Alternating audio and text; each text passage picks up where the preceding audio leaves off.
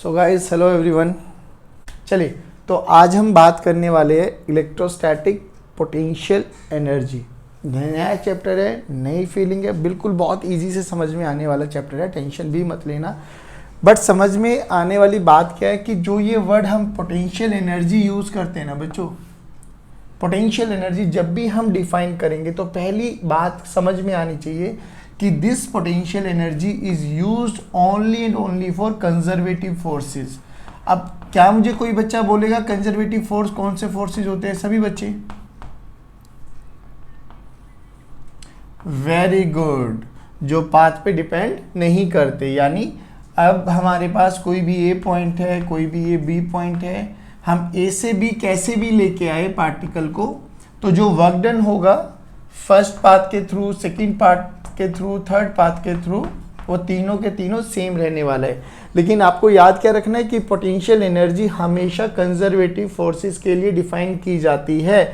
जैसे अभी हम पढ़ रहे हैं इलेक्ट्रोस्टैटिक पोटेंशियल एनर्जी, तो यानी इलेक्ट्रिक फोर्स, इलेक्ट्रोस्टैटिक फोर्स भी कैसा फोर्स है? कंजर्वेटिव। हम लोगों ने पढ़ी थी ग्रेविटेशनल पोटेंशियल एनर्जी, तो ग्रेविटेशनल फोर्स भी कैसा फोर्स है? Conservative in nature. बस सिंपल सी बात याद रखनी है कि कंजर्वेटिव के लिए ही पोटेंशियल एनर्जी डिफाइन की जाएगी। अब ये पोटेंशियल एनर्जी क्या होती है? हम लोगों ने सभी को पता है कि भैया पोटेंशियल एनर्जी बेसिकली कॉन्फ़िगरेशन के कारण कॉन्फ़िगरेशन चेंज कर दी। जैसे कि आप लोगों को बताया था बचपन में हम गाड़ी में चाबी भरते थे ना चाबी, उसमें क्या होता था, अगर आप लोगों ने कभी गाड़ी तोड़ के देखा हो ना, एनालाइज किया हो, तो उसके अंदर ऐसी पत्ती होती थी एक स्पाइरल फॉर्म में, और यहाँ हाँ बिल्कुल, और ये मान लो ये चाबी है, दिस इज चाबी, तो ये चाबी को हम जैसे घुमाते थे ना, तो ये क्या हो जाती थी, ये ऐसी शेप ले लेती थी अपनी, और फिर जैसे हम कार को छोड़ देते थे ये अपनी ओरिजिनल शेप में आने की कोशिश करती थी। यानी बेसिकली हम लोगों ने क्या किया, इसकी कॉन्फ़िगरेशन शेप चेंज कर दी। सिमिलरली ऐसे ही जब राम रामायण वाला युद्ध होता था, तो उसमें जो तीर कमान होता था, तीर कमान देखा होगा, वो कुछ ऐसी शेप का होता था, है ना ये। और भगवान श्री रामचंद्र जी इस पे धनुष पे, इस पे बाण रख के ना इसको पीछे खींचते थे, इस वाली एरो को पीछे की तरफ, तो ये कुछ ऐसा हो जाता था समहाउ। तो जो ये चेंज हुई ना इसकी कॉन्फ़िगरेशन, इसके कारण इसमें एक पोटेंशियल एनर्जी आ गई, जैसे छोड़ेंगे और ये शूट कर जाता था।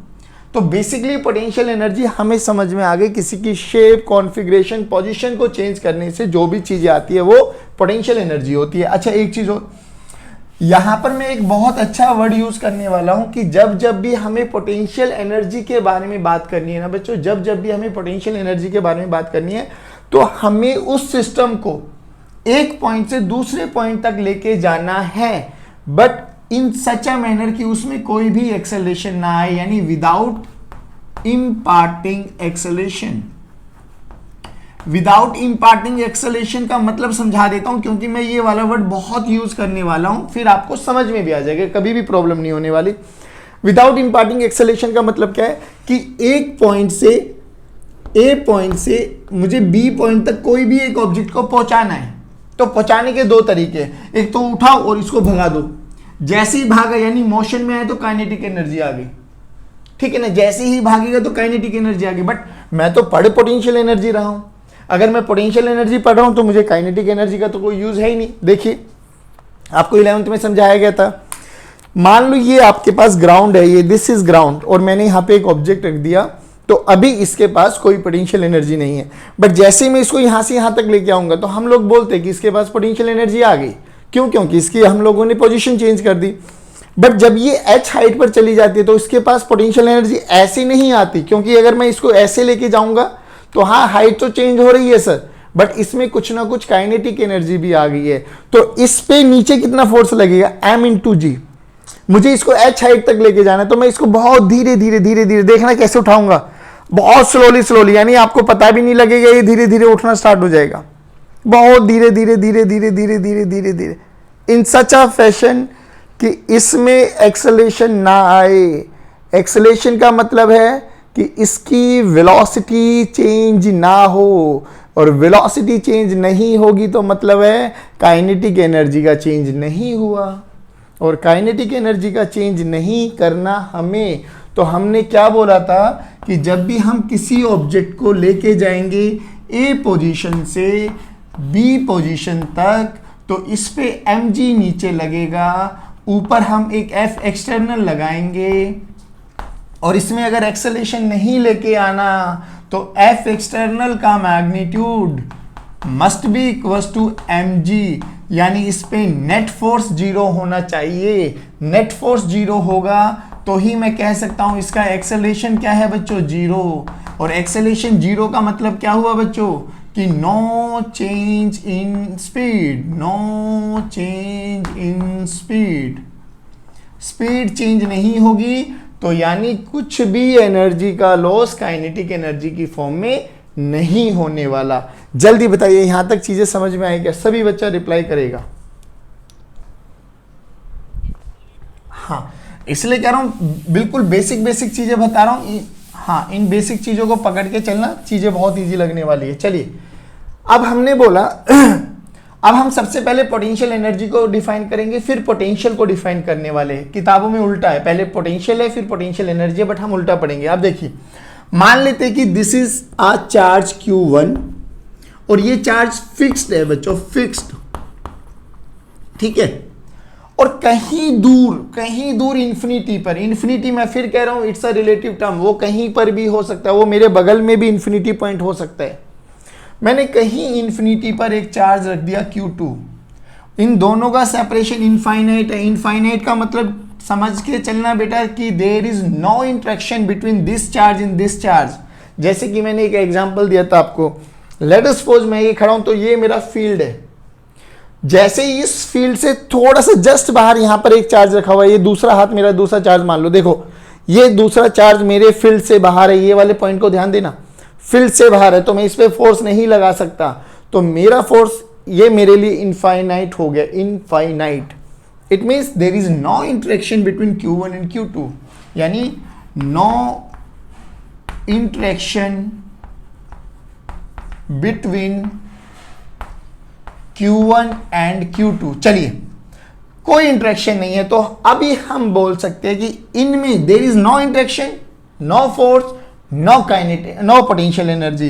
तो मैं बोल सकता हूं कि इनिशियल पोटेंशियल, बेटा potential energy is represented by you, तो initial potential energy of this system consist of more than 2 charges, कम से कम 2 होने चाहिए। एक अकेला बंदा फैमिली नहीं बना सकता, सिस्टम नहीं बना सकता। मेरे सिस्टम के लिए मुझे अपना बहन, भाई, मम्मी, पापा, ये सब लोग चाहिए ही चाहिए है, तो सिस्टम के लिए मिनिमम 2 चार्ज होने चाहिए। तो initially there is no interaction, तो initial potential energy of this system is 0। ऐसा हमने माना कि no interaction, no potential energy. अब हमसे बोला गया कि देखिए, मान लो बच्चों यहां तक इस Q1 का फील्ड है, इस Q1 का फील्ड यहां पर, यहां तक है। अब हमसे बोला गया कि इस Q चार्ज को इस R दूरी पर हमें उठा के लेके आना है, R दूरी पर हमें उठा के लेके आना है। अब एक बार बताओ बच्चों, ये अपने आप तो उठ के आने वाला नहीं है। चलिए, मान लो ये यहां पर आ गया, यहां से यहां x दूरी पर हम इसको उठा के लेके आ गए, उठाकर लेके आ गए हम लोग। क्या ये यहां से यहां अपने आप इस पॉइंट पर आ जाएगा? आंसर है नहीं आएगा, क्योंकि जैसे ये इसके फील्ड में आ गया, अब इंटरेक्शन होने लगा, अब ये इस पे फोर्स लगाने में कैपेबल होगा। फोर्स लगाएगा 2 तरीके से लग सकता है, नेगेटिव हुआ तो खींच लेगा, पॉजिटिव हुआ तो धक्का मारेगा। बट हमें क्या करना है? हमें सिस्टम बनाना है, हमें एक सिस्टम बनाना है, और सिस्टम बनाने के लिए हमें कुछ वर्क डन करना पड़ेगा, और वो वर्क डन ऐसा होना चाहिए कि उसमें काइनेटिक एनर्जी दूर दूर तक नहीं आए। काइनेटिक एनर्जी दूर दूर तक नहीं आए तो होगा क्या? देखो, मान लो ये भी पॉजिटिव, ये भी पॉजिटिव, तो positive will repel each other, यानी इस पे एक फोर्स लगेगा F इलेक्ट्रोस्टैटिक। ध्यान से सुनना रे, इलेक्ट्रोस्टैटिक फोर्स, जैसे वो इसकी फील्ड में एंटर कर गया, इस पे एक फोर्स लगा इलेक्ट्रोस्टैटिक लगेगा तो ये भगने की कोशिश करेगा, बट हमें भगाना नहीं है, हमें तो उसको उठा के यहां तक लेके आना है, लेकिन हमें कॉन्फ़िगरेशन चेंज कर रहे हैं, और कॉन्फ़िगरेशन चेंज होगा तो पोटेंशियल एनर्जी। लेकिन सर ने बोला था कि पोटेंशियल एनर्जी के लिए हमें इसमें एक्सेलरेशन नहीं लेके आने देना चाहिए, तो ये अपने आप तो नहीं आने वाला पहली बात, तो हमें कोई ना कोई एक्सटर्नल फोर्स लगाना पड़ेगा इसके ऑपोजिट डायरेक्शन में।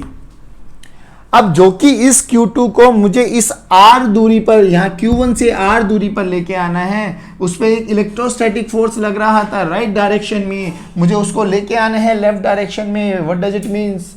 इट मीन्स कि जो ये F एक्सटर्नल है ना, अगर इसमें एक्सेलेरेशन नहीं आने देना है तो हम लिख सकते हैं कि magnitude of F external must be equal to magnitude of FE। हर पॉइंट पे ये सेम होने वाला है, तभी हम कह सकते हैं कि ये वाला चार्ज धीरे धीरे धीरे धीरे स्लोली स्लोली स्लोली स्लोली चलने वाला है इन सच अ फैशन कि इसमें कोई भी एक्सेलेरेशन ना आए। That there should be no acceleration. अब एक्सेलेरेशन नहीं आई इसका मतलब वेलोसिटी चेंज नहीं हुई, वेलोसिटी चेंज नहीं हुई इसका मतलब काइनेटिक एनर्जी नहीं आई, और काइनेटिक एनर्जी नहीं आई इसका मतलब जितना भी वर्क डन हुआ है वो केवल और केवल उसकी पोटेंशियल एनर्जी में स्टोर हो गया, पोटेंशियल एनर्जी में स्टोर हो गया। अब थोड़ा पिक्चर समझने की कोशिश करना मेरे दोस्त। This is Q1, this is Q2, मैंने यहां पर लाके इसको रोक दिया। बच्चों ध्यान से सुनना, ये तो ऑलरेडी फिक्स था, इसको भी मैंने एक बॉक्स में लाके बंद कर दिया, बॉक्स में लाके बंद कर दिया, तो ये पूरा एक सिस्टम बन गया। Now this system is having some potential energy, done है ना। अब मेरी बात एक बात बताओ, अगर मैं इस बॉक्स को हटा दूं तो क्या ये Q2 चार्ज यहीं रहेगा या भाग जाएगा?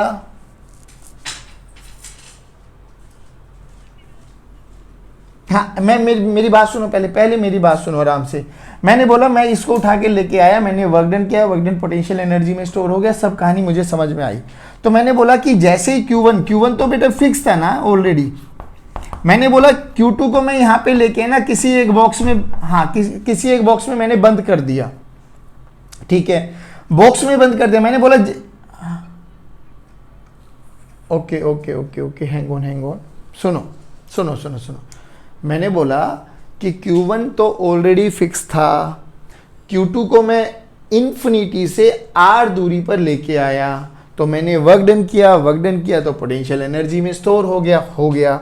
मैंने बोला Q2 को मैंने ना एक बॉक्स में बंद कर दिया, तो ये भी बॉक्स में बंद है, ये फिक्स था, तो इस सिस्टम के पास एक पोटेंशियल एनर्जी है। मैंने बोला जैसे ही मैं इस बॉक्स को हटा देता हूं तो Q2 के बारे में क्या ख्याल है? क्या Q2 यहीं रहेगा या भाग जाएगा?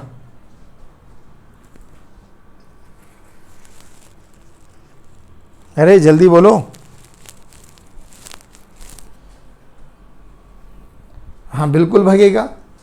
अच्छा उल्टा सोचो, अगर मैं Q2 को बॉक्स में ही बंद रहने दूं और Q1 को फ्री कर दूं तो Q1 के बारे में क्या ख्याल है?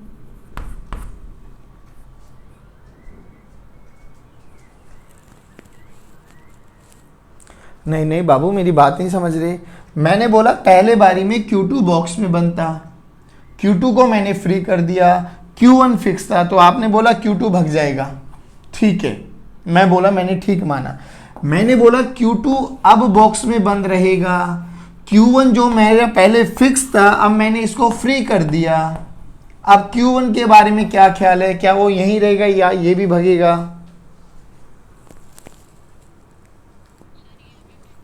एग्जैक्टली यानी मेरे कहने का मतलब क्या, वो समझने की कोशिश करना बहुत इंपॉर्टेंट पॉइंट है कि सिस्टम की एनर्जी को कोई भी चार्ज पार्टिकल यूज कर सकता है जब उसका मन करे। जब हमें चाहिए कि हमें इसका यूज करना है तो इसको फ्री कर दो, ये भाग जाएगा, इसका यूज करना है तो इसको फ्री कर दो, ये भाग जाएगा। ये सम वही एग्जांपल हो जाएगा बच्चों। इसको हाइट पे लेके गए, इसके पास क्या गई? Potential energy. छोड़ दूंगा तो पोटेंशियल एनर्जी किस में कन्वर्ट हो जाएगी? काइनेटिक एनर्जी में। तो वैसे ही हम लोग यहां पर भी करने वाले हैं कि Q2 को फ्री किया तो Q2 काइनेटिक एनर्जी लेके भाग गया, Q1 को फ्री किया तो Q1 उसकी पोटेंशियल एनर्जी को काइनेटिक एनर्जी में कन्वर्ट कर दिया। That's it.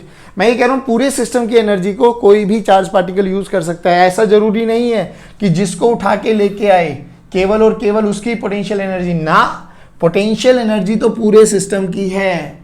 जैसे पापा पैसे कमा के लेके आते तो वो केवल पापा के पैसे नहीं होते, सबके पैसे है। मम्मी को जरूरत है तो मम्मी यूज कर लेगी, बेटे को जरूरत है बेटा यूज कर लेगा, पापा को जरूरत है तो पापा को मांगनी पड़ती है कि मैं यूज कर लूं क्या। हाँ, वेरी गुड वेरी गुड। चलिए, तो ये चीज समझ में आई आपको? सभी बच्चे बोलेंगे?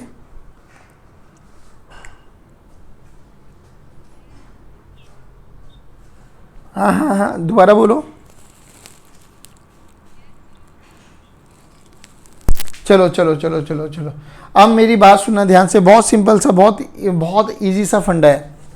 तो हमने यहाँ पे देखा कि Q1 और Q2 इन दोनों के बीच में R, यानी अब इंटरेक्शन है, तो हमने बोला U फाइनल, फाइनल एनर्जी इसके पास U है। जब इनके पास कोई भी इंटरेक्शन नहीं था तो इनिशियल एनर्जी कितनी थी बच्चों? Q1, और जब इनके बीच में इन्फिनिटी डिस्टेंस था तो इनका इनिशियल एनर्जी कितनी थी बच्चों? 0। लेकिन अब हमने इसको यहां से लेके यहां तक आने में कुछ वर्क डन किया है ना बच्चों, वर्क डन किया। तो वो वर्क डन क्या हुआ? वो वर्क डन कुछ नहीं होता sir, change in potential energy होती है, चेंज इन पोटेंशियल एनर्जी। अब पोटेंशियल एनर्जी का चेंज कैसे निकालेंगे बेटे? U final minus U initial, U final minus U initial. ध्यान से देखो, U इनिशियल कितनी थी बच्चों? U इनिशियल 0, U फाइनल कितनी है? जो भी आएगी। तो work done by external force is nothing but U final minus U initial, और U इनिशियल 0 हो सकती है और नहीं भी हो सकती, वो डिपेंड करेगा हमारी सिचुएशन के अकॉर्डिंग। बोलो, इतना समझ में आया? अच्छा, वेरी गुड वेरी गुड। अब एक बात बताओ मुझे, बहुत बेसिक सी बातें कर रहा हूं। WET पढ़ा है क्या? WET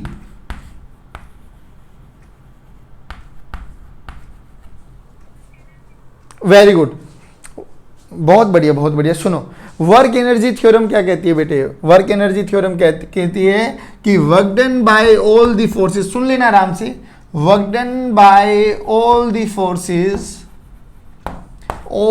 forces is equal to change in kinetic energy, change in kinetic energy. अब मुझे बताओ बच्चों, जब मैं इसको इंफिनिटी से R तक लेके आ था तो कितने फोर्स लग रहे थे? सभी बच्चे बोलेंगे सर एक फोर्स लग रहा था इलेक्ट्रोस्टैटिक, एक फोर्स लग रहा था एक्सटर्नल। हाँ के ना?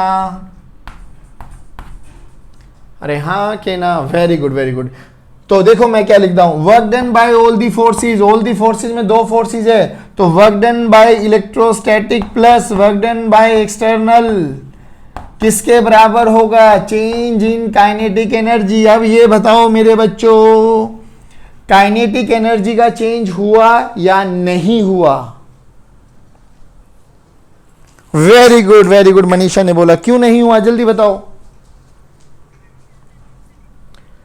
परफेक्ट परफेक्ट, यानी सर काइनेटिक एनर्जी का चेंज नहीं हुआ क्योंकि final kinetic energy is equal to initial kinetic energy, because acceleration क्या आता है बच्चों? 0। अगर एक्सेलेरेशन 0 है तो डेल्टा के की वैल्यू 0, डेल्टा के की वैल्यू 0, तो मैं क्या लिख सकता हूं? Work done by external is negative times of work done by electric field. ये बहुत इंपॉर्टेंट रिलेशन है मेरे बच्चों, ध्यान से सुनना, वेरी वेरी वेरी इंपॉर्टेंट। क्यों इंपॉर्टेंट है? अभी जब क्वेश्चंस करेंगे आपको समझ में भी आ जाएगा। लेकिन यहां देखो एक बार ये वाला फॉर्मूले को देखो, वर्क डन एक्सटर्नल को क्या लिखा था मैंने? U final minus U initial. तो work done by electric field अगर कोई मुझसे पूछ ले, work done by electric field, तो क्या हो जाएगा? मुझे पता है work done by electric field is negative times of work done by external force, तो मैं लिख सकता हूं माइनस WEXT। लेकिन WEXT की वैल्यू क्या है? U final minus U initial, तो minus of U final minus U initial, तो work done by electric field क्या आ जाएगा बच्चों? U initial minus U final.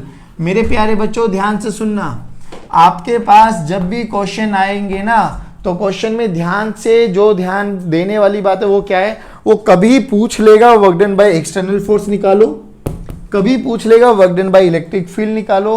तो आपको क्या याद रखना है? कोई भी एक निकाल लो और ये रिलेशन याद रखना, जो भी पूछा गया है, जो निकाला उसका माइनस कर देना, that's it. Work done external पूछा है और आपने इलेक्ट्रिक फील्ड निकाल लिया तो माइनस कर दो। वर्क डन इलेक्ट्रिक फील्ड निकाला है और आपने work done by external force निकाल दे तो उसका माइनस कर दो।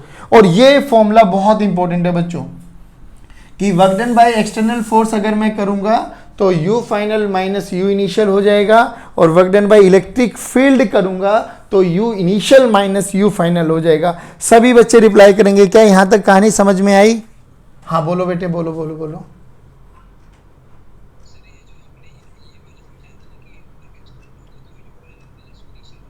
हाँ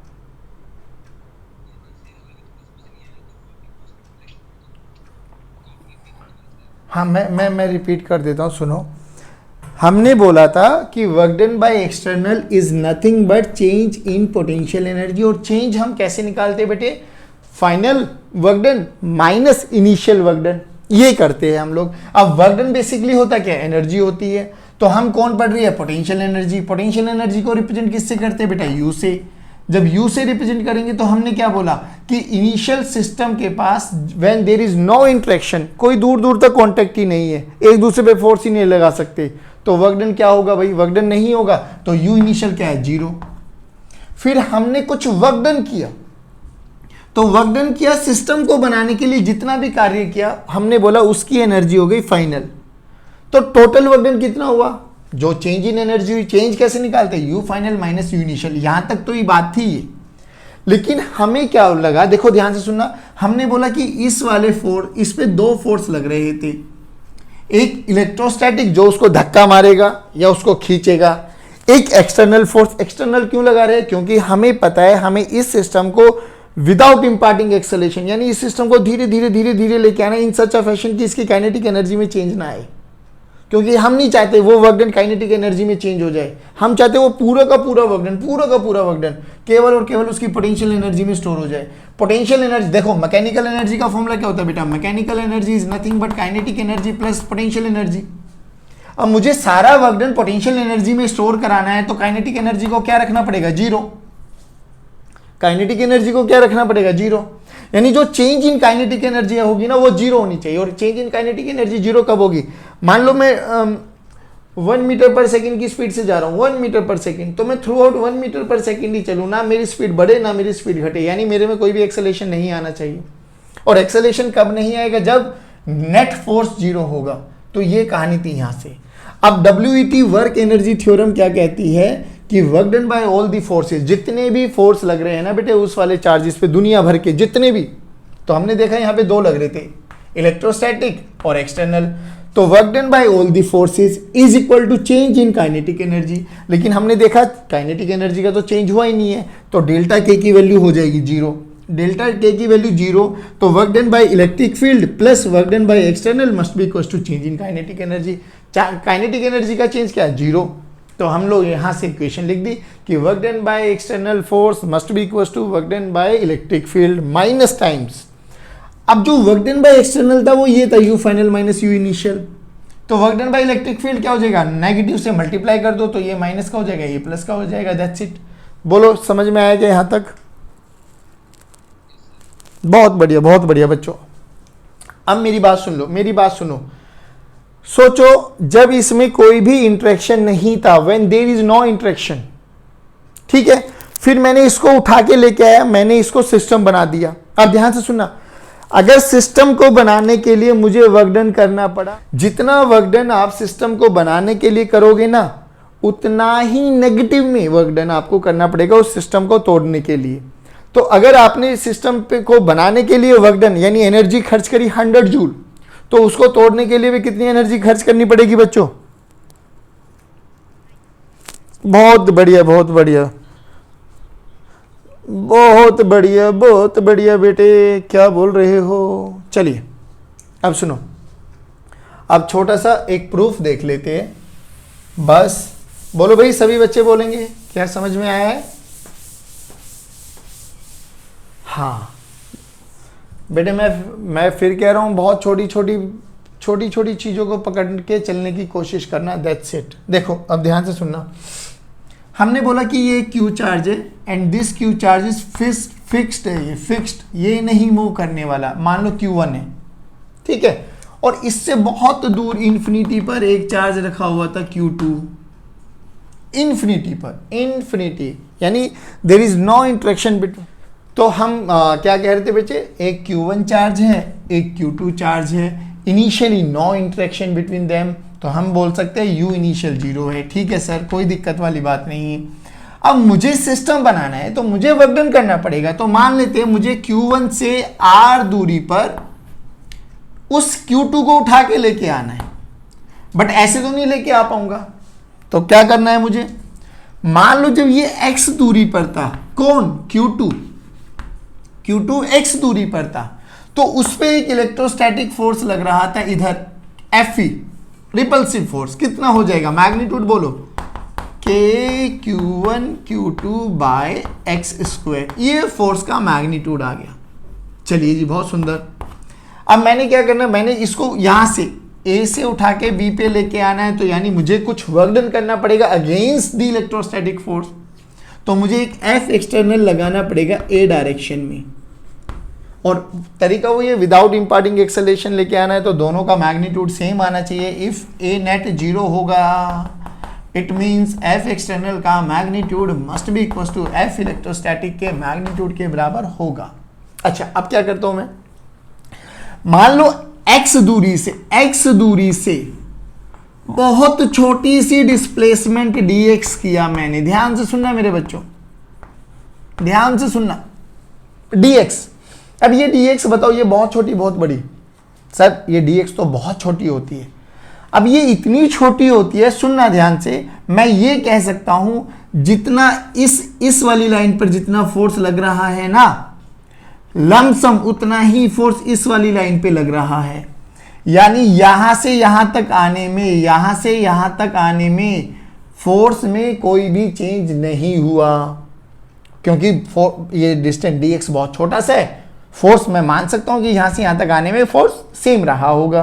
तो यहां से यहां तक आने में वर्क डन कितना हुआ, बहुत छोटा सा, dw कितना, Fe dot dx, Fe dot dx। लेकिन ध्यान से सुनो बच्चों, Fe और dx, Fe इधर है, dx इधर है, दोनों में एंगल कितना आ गया, 180 डिग्री। देखो ना, Fe इधर, dx इधर, एंगल बोलो कितना, बहुत बढ़िया बहुत बढ़िया। तो Fe dx cos 180। अब एक बार बताओ, Fe की वैल्यू ही F एक्सटर्नल के बराबर है, तो हमें तो work done by external force निकालना, क्योंकि कार्य तो हम कर रहे हैं ना। तो वर्क डन बाय एक्सटर्नल कितना आ गया, वर्क डन बाय एक्सटर्नल, ध्यान से सुनना बच्चों, F एक्सटर्नल, क्योंकि दोनों का मैग्नीट्यूड सेम है, dx और cos 180 की वैल्यू आ गई -1, तो माइनस लिख दिया मैंने बाहर। अब इसको क्या कर दो, integrate, please pay attention. F external का मैग्नीट्यूड कितना है, जितना Fe का मैग्नीट्यूड है, Fe का मैग्नीट्यूड कितना है, Q1 Q2 by X square. चलो, तो dw external, this is nothing but minus time Q1 Q2 by X square into dx। अब बच्चों ध्यान से सुनना, किसके रेस्पेक्ट में कर रहे हो, x, कहां से लेके आए, तो x की initial limit, this is x, तो x की इनिशियल लिमिट कितनी थी, इन्फिनिटी। कहां तक लेके आए हो, यहां से यहां r दूरी पर, तो x की इनिशियल लिमिट कितनी है बच्चों, x initial infinity, x final कहां से लेके कहां तक, r, यहां से r दूरी, पहले कहां रखा था, यहां से x दूरी पर, दैट्स इट, मतलब इनफाइनाइट पे रख दो। अब देखो, ये तो वर्क डन एक्सटर्नल आ गया बच्चों, ये माइनस Q1 Q2 बाहर ले लो बच्चों, 1 बाय एक्स स्क्वायर dx ले लो बच्चों, इन्फिनिटी से r। अब ये देखिए, x की पावर -2 इंटीग्रेशन में कैसे सोल्व करते बच्चों, x की पावर प्लस माइनस n, तो क्या लिखेंगे हम, उस पावर में +1 ऐड कर दो, उसी पावर से डिवाइड कर दो, और कंडीशन क्या होनी चाहिए बच्चों, ये कि n की वैल्यू -1 नहीं होनी चाहिए बस। चलिए, तो ये x की वैल्यू -2 है, -2 + 1, -2 + 1, अरे हेलो, जिंदा हो बच्चों?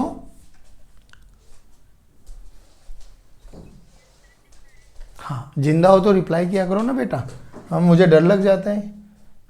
चलो चलिए देखो, -2 + 1 -1 -1, अहो भाग्य हमारे।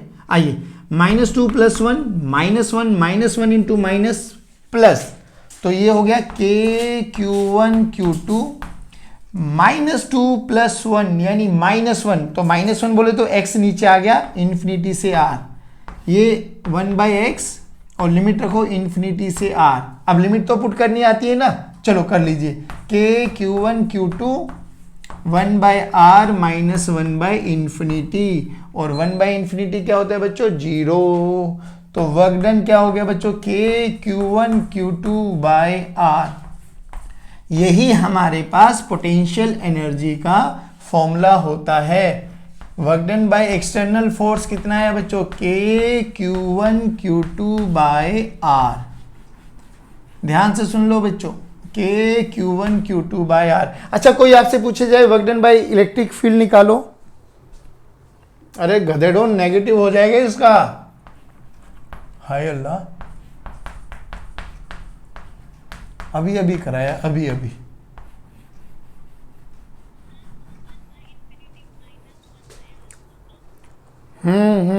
Very good. Work done by electric field, electric field कहां से कहां लेके जाएगी? आर से इंफिनिटी। एक्सटर्नल कहां से कहां लेके आ रहा है? इंफिनिटी से आर। अरे ऐसे ही तो हो रहा है भाई, नहीं आया? अरे मूर्खो, एक बात बताओ मुझे, अभी अभी तो प्रूव किया है ना बेटा ये, कि work done by electrostatic force is negative of work done by external. तो हम एक्सटर्नल निकाल चुके हैं, तो इलेक्ट्रिक फील्ड पूछेंगे तो क्या हो जाएगा? नेगेटिव हो जाएगा उसका। नहीं आया बच्चों समझ में? आगे ना, अब सुनो, यहां से एक छोटी सी कहानी सुन लो अब। और एक फॉर्मूला हमने क्या पढ़ा था बच्चों, कि work done by external force is equal to U final minus U initial, और work done by electric field क्या पढ़ा था हम लोगों ने? U initial minus U final. और एक हमने क्या पढ़ा था? अरे ये क्यों, मैंने 11th में पढ़ाया था ना, ग्रेविटेशन में। थप्पड़ लगेगा, पढ़ा पढ़ा सा क्यों लग रहा है? चलो कोई नहीं कोई नहीं, अभी सुन लो। हाँ हाँ, थोड़ा लेट, काफ़ी लेट, चलिए कोई नहीं कोई नहीं। अब हाँ, और दूसरा हमने अभी अभी क्या फॉर्मूला देखा बेटे? Work done external must be equal to minus of work done by electric field. चलिए, अब हम यहाँ से एक चीज़ बहुत अच्छे से देखने वाले हैं कि वर्क डन एक्सटर्नल का फॉर्मूला कितना है बच्चों? KQ1 Q2/r। और हमने अभी अभी क्या याद रखा बच्चों, कि कोई भी सिस्टम को बनाने के लिए कम से कम एटलीस्ट 2 चार्जेस तो चाहिए। अब थोड़ा फॉर्मूला समझने की कोशिश करना, और यहां से एक बहुत इंपॉर्टेंट न्यूमेरिकल आता है, बहुत अच्छा न्यूमेरिकल, सुनना, दिल खुश हो जाएगा। अगर Q1 है Q2 है, दोनों के बीच की दूरी r है, तो इन दोनों के बीच में बताइए क्या है पोटेंशियल एनर्जी? अरे सर बहुत सिंपल सा फॉर्मूला है, K times Q1 Q2/r। Simple. सोचो मैंने 3 चार्जेस रख दिए इक्विलेटरल ट्रायंगल पर, बेटे please pay attention, Q1 Q2 Q3। अब ये बताओ इनके पूरे सिस्टम की पोटेंशियल एनर्जी, और पोटेंशियल एनर्जी एक स्केलर क्वांटिटी है बच्चों। स्केलर क्वांटिटी का मतलब क्या हो गया? इसको हम प्लस माइनस डायरेक्ट ऐड करेंगे, कोई वेक्टर फॉर्म नहीं लगाने वाले। यानी 2 + 3 5 होते तो 2 + 3 5 ही होंगे, डायरेक्ट एल्जेब्रिक लॉ लगाने वाले। अच्छा, यहां से देखो, अब हमसे बोला गया कि इस सिस्टम की इलेक्ट्रोस्टैटिक पोटेंशियल एनर्जी कितनी होने वाली है? इस सिस्टम की इलेक्ट्रोस्टैटिक पोटेंशियल एनर्जी कितनी होने वाली है?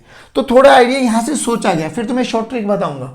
थोड़ा यहां से सोचा गया कि भाई देख, 2 चार्ज थे तो एनर्जी बन गई, यहां 3 चार्ज है तो यानी इंटरेक्शन चाहिए कम से कम 2 पार्टिकल का।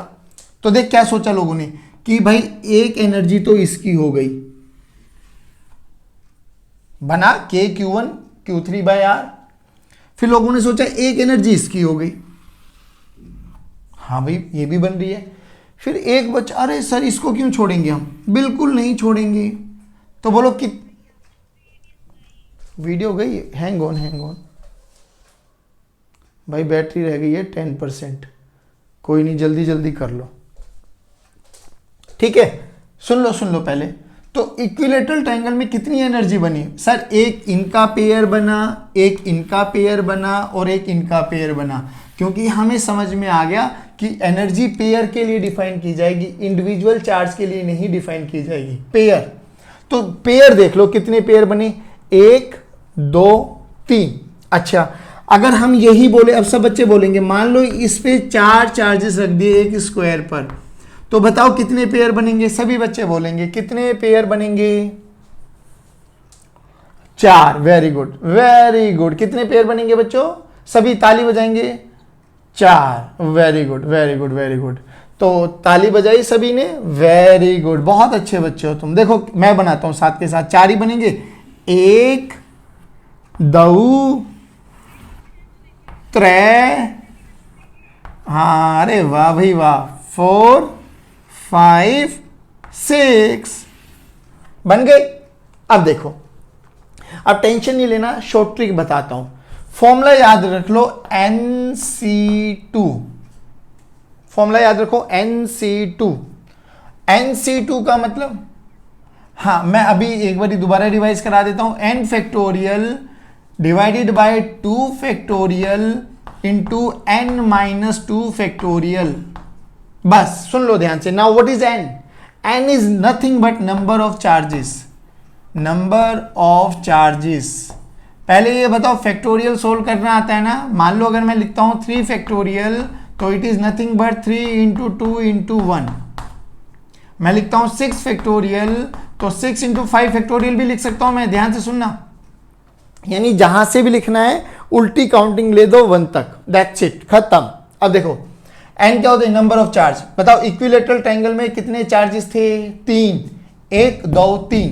तो फॉर्मूला क्या बनेगा, 3C2, यानी 3 factorial divided by 2 factorial into 3 - 2 यानी 1 फैक्टोरियल, ऊपर सोल्व करो 3 into 2 factorial divided by 2 factorial, 2 factorial ने 2 फैक्टोरियल को मारा तो 3। ये बन गए हमारे पास number of pair, number of pair. अगर किसी क्वेश्चन में भी कोई भी दिक्कत आए तो यहां से NC2 से आप अपने नंबर ऑफ पेयर्स निकाल लो। अब टोटल सिस्टम की एनर्जी कितनी बनेगी, सिस्टम की एनर्जी का फॉर्मूला तो बहुत सिंपल है बच्चे, देखो ध्यान से, KQ1Q3 by A plus KQ2Q3 by A plus KQ1Q2 by A। बताओ यहां तक समझ में आया या नहीं आया सभी? फैक्टोरियल वाली चीज पहली बार देखी है?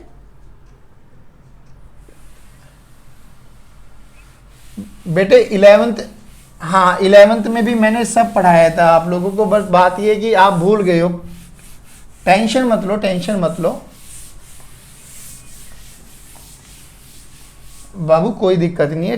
11th में नहीं पढ़ी तो 12th में पढ़ ले, अच्छे से पढ़ाऊंगा, टेंशन नहीं लेना, कोई भी चीज़ नहीं छूटने वाली आपकी, दिल खुश हो जाएगा आपका पढ़ाई में।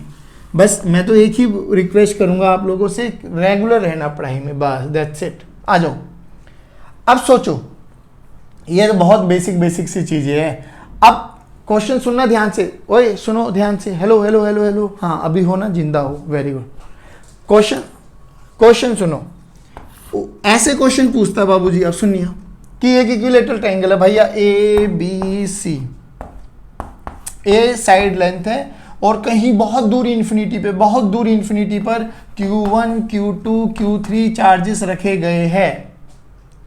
कह रहे कि मुझे ना इन तीनों चार्जेस को असेंबल्ड करना है इनके वर्टिसेस पे, calculate the net work done. अब सुनना ध्यान से, अब तुझे क्या याद रखना है भाई, जब Q1 को लेके आऊंगा, Q1 क्या इसके पूरे एरिया में कहीं पर भी कोई इलेक्ट्रिक फील्ड है, कोई चार्ज है?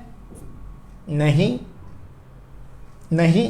तो Q1 को उठा के लेके आने के लिए Q1 को कहीं पे भी रख दो, क्या वर्क डन करना पड़ा? नहीं, क्योंकि वर्क डन के लिए 2 पेयर चाहिए। बहुत बढ़िया, तो work done in bringing Q1 कितना हो गया? 0। चलिए अब Q2 को उठाओ, लेकिन जैसे ही Q2 को उठाओगे क्या वर्क डन करना पड़ेगा? यस, किसके अगेंस्ट? Q1, कहीं पे भी रख, Q2।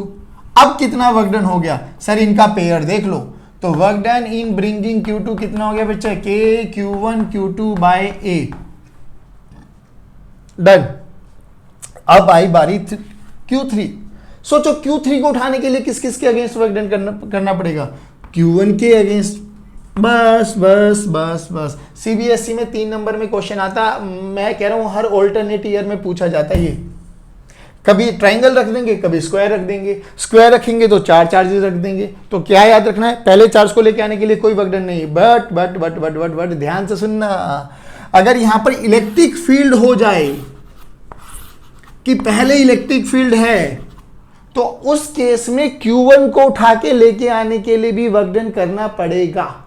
क्या इस बात से सेटिस्फाई होते हो या नहीं, सभी बच्चे बोलेंगे।